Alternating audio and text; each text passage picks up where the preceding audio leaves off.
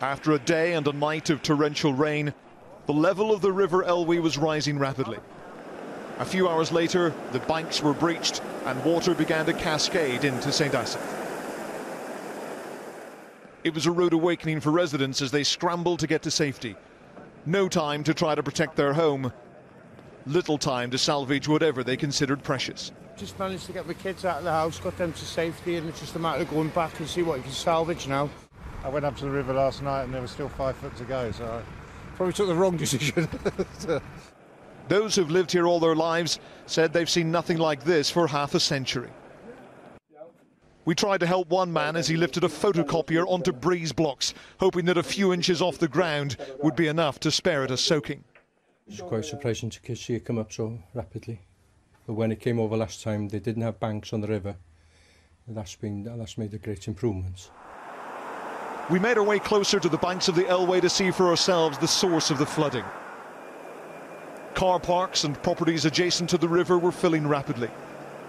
People could only watch, powerless to move their vehicles to higher ground.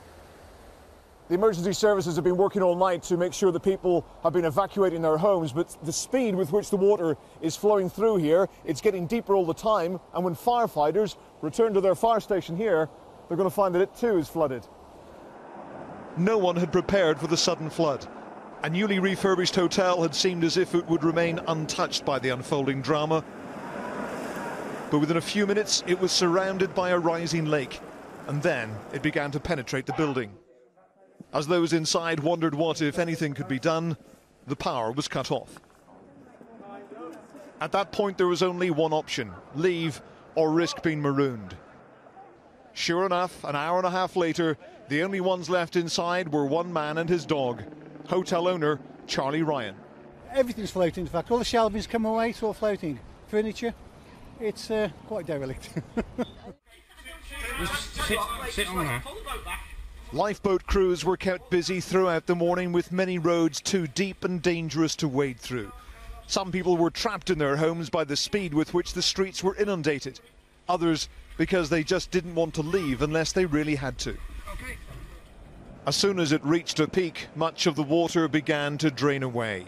This bank and footpath protected St Asaph from the river for many, many years, but when we filmed here at around about 7:30 this morning, the water was gushing right over the sides and into the houses below. 6 hours later, the floodwaters are receding, and it's now time for people to try to inspect the damage to their homes.